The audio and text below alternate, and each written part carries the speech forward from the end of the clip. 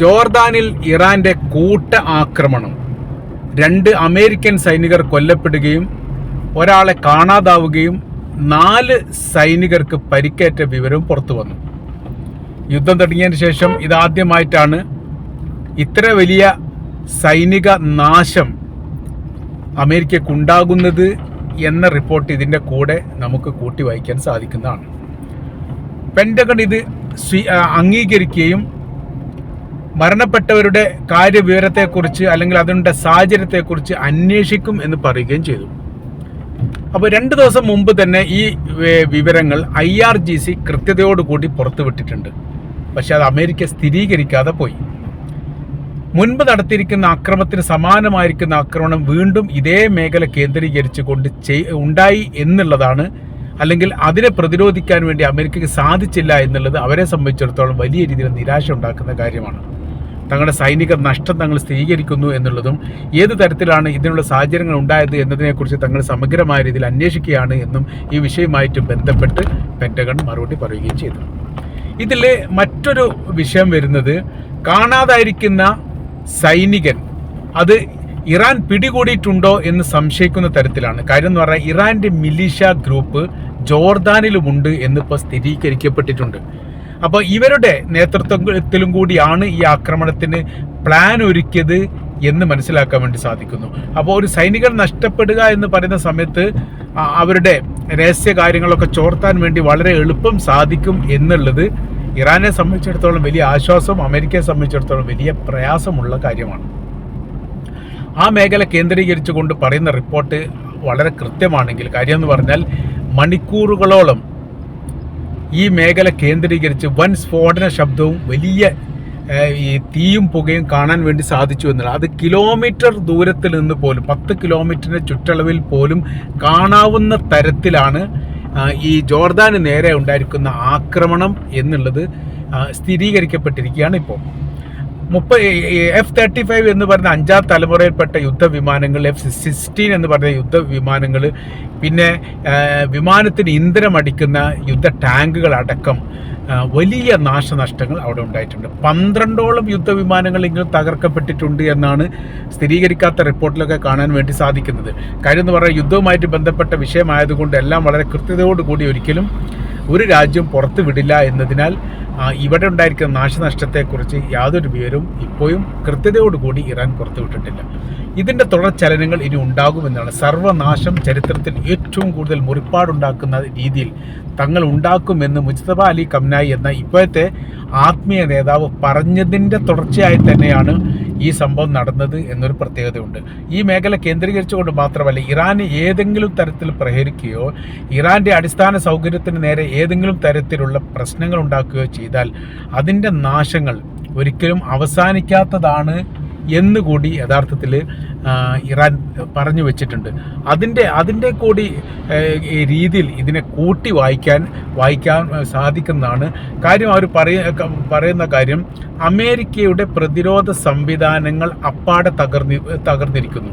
ഈ മേഖല കേന്ദ്രീകരിച്ചുകൊണ്ടും താഡ് സിസ്റ്റം സജീവമായിട്ട് പ്രവർത്തിക്കുന്നുണ്ട്. ഇസ്രായേലിൻ്റെ നിർമ്മിതമായിരിക്കുന്ന അയൺ ഡോം സംവിധാനം ഉണ്ട് എന്ന് പറയപ്പെടുന്നു. പക്ഷേ അത് അമേരിക്ക സ്ഥിരീകരിച്ചിട്ടില്ല. ആരോ 3 എന്ന് പറയുന്ന പ്രതിരോധ സംവിധാനവും അതിൻ്റെ കൂടെ ഉണ്ട്. റഡാർ സംവിധാനം നിരീക്ഷണത്തിന് വേണ്ടിയിട്ട് അവിടെ തയ്യാറാക്കി വെക്കുകയും ചെയ്തിട്ടുണ്ട്. ഇതിനെല്ലാം കവച്ച് വെട്ടിക്കൊണ്ട് ഇറാൻ്റെ ബാലിസ്റ്റിക് മിസൈൽ ഈ മേഖല കേന്ദ്രീകരിച്ചുകൊണ്ട് ആക്രമിക്കണമെങ്കിൽ തീർച്ചയായിട്ടും അവർക്ക് അതിൻ്റേതായിരിക്കുന്ന ശക്തി ഉണ്ട് എന്നുള്ളത് സമ്മതിച്ചേ പറ്റും. ഇപ്പോൾ ഉള്ള യുദ്ധം എന്ന് പറഞ്ഞാൽ 2 തരത്തിലാണ്. ഒന്ന്, അനിയന്ത്രിതമായ രീതിയിൽ കൃത്യമായിരിക്കുന്ന ലക്ഷ്യമൊന്നും ഇല്ലാത്ത രീതിയിൽ ആക്രമിച്ചുകൊണ്ടേയിരിക്കുന്ന പ്രവൃത്തിയാണ് ഇപ്പോൾ അമേരിക്ക ചെയ്യുന്നത്. ഇറാനെ സംബന്ധിച്ചിടത്തോളം ചെറിയ ആക്രമണം കൊണ്ട് വലിയ നാശങ്ങളും നഷ്ടങ്ങളും ഉണ്ടാക്കുന്ന പ്രവൃത്തിയാണ് ഇറാൻ ചെയ്യുന്നത്. അതിനോടനുബന്ധിച്ച് ഇപ്പോൾ അമേരിക്ക പറഞ്ഞിരിക്കുന്നത് പൗരന്മാരുടെ സുരക്ഷിതത്വം ഉറപ്പുവരുത്തണമെന്നും അനാവശ്യമായ രീതിയിൽ വിദേശ രാജ്യത്ത്, അതായത് പ്രത്യേകിച്ച് അറേബ്യൻ രാജ്യങ്ങളിൽ അമേരിക്കയുടെ പൗരന്മാരുണ്ടെങ്കിൽ എത്രയും വേഗം അവർ നാട്ടിലേക്ക് മടങ്ങണം. കാര്യമെന്ന് പറഞ്ഞാൽ നിങ്ങൾക്ക് നേരെ ആക്രമണം വരാൻ സാധ്യതയുണ്ട്. ഒറ്റപ്പെട്ട രീതിയിൽ പൗരന്മാരെ കേന്ദ്രീകരിച്ചുകൊണ്ട് ഇത്തരം സാഹചര്യത്തിലൊക്കെ ആക്രമണം ഉണ്ടാവാൻ സാധ്യതയുണ്ട് എന്നതിനാൽ സുരക്ഷ ഉറപ്പുവരുത്തണം എന്നുള്ള കാര്യം പറഞ്ഞിട്ടുണ്ട്. ഇവിടുത്തെ വിഷയം എന്ന് പറഞ്ഞാൽ അറേബ്യൻ രാജ്യങ്ങൾക്ക് അമേരിക്കയുടെ സൈനികരുടെ യൂണിഫോം ഇട്ടുകൊണ്ട് പുറത്തിറങ്ങാൻ പറ്റാത്തൊരു സ്ഥിതിയിലേക്ക് കാര്യങ്ങൾ എത്തിയിരിക്കുന്നു എന്നുള്ളത് ഇപ്പോഴത്തെ നല്ലൊരു സാഹചര്യത്തിൽ ഏറെക്കുറെ ഉറപ്പാണ്. ഇസ്രായേലി പ്രധാനമന്ത്രി ബെഞ്ചമിൻ നെതന്യാഹുവിൻ്റേതായിരിക്കുന്ന ഒരു പ്രസ്താവന ഇതിനോടനുബന്ധിച്ച് പുറത്തു വന്നത്, വ്യത്യസ്ത രാജ്യങ്ങളിലൊക്കെ ജൂത പൗരന്മാരുണ്ട്, അവരെല്ലാവരും സുരക്ഷിതത്വം തേടണം, ഈ അനാവശ്യമായ രീതിയിൽ പുറത്തിറങ്ങുന്ന പ്രവർത്തനങ്ങൾ അവസാനിപ്പിക്കണം, അതുകൊണ്ട് അവരുടെ ഇടങ്ങളിൽ അവർ സുരക്ഷിതരാണ് എന്ന് ഉറപ്പുവരുത്തണം എന്ന തരത്തിലുള്ള റിപ്പോർട്ട് അവരോടും പറയപ്പെട്ടതായി കാണാൻ വേണ്ടി സാധിക്കുന്നു.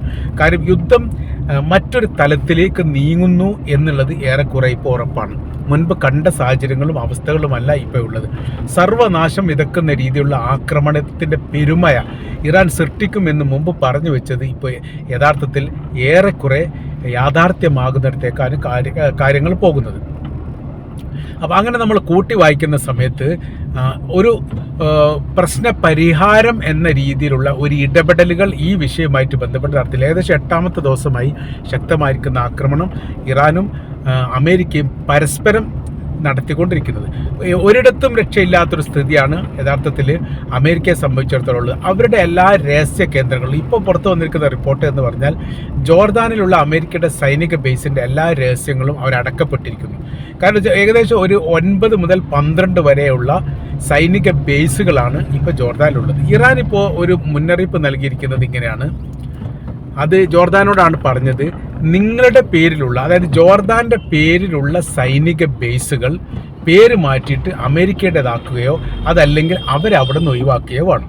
2 തരത്തിൽ ഇറാൻ ഈ വിഷയവുമായിട്ട് ബന്ധപ്പെട്ട് പ്രതികരിച്ചിട്ടുണ്ട്. ഒന്ന്, അറേബ്യൻ രാജ്യങ്ങളോടാണ് പറഞ്ഞത്, അമേരിക്കയുടെ സൈനിക ബേസ് പൂർണ്ണമായ രീതിയിൽ ഒഴിവാക്കണം, തങ്ങളത് സർവനാശം വിതക്കുന്ന രീതിയിൽ ആക്രമണം വരുത്താൻ വേണ്ടി പോവുകയാണ്. ആ സമയത്ത് തീർച്ചയായിട്ടും എന്തുണ്ടാവും, ആ രാജ്യത്തിലെ പ്രധാനമായിരിക്കുന്ന മേഖല കേന്ദ്രീകരിച്ചുകൊണ്ടും അക്രമം ഉണ്ടാവാൻ സാധ്യതയുണ്ട്.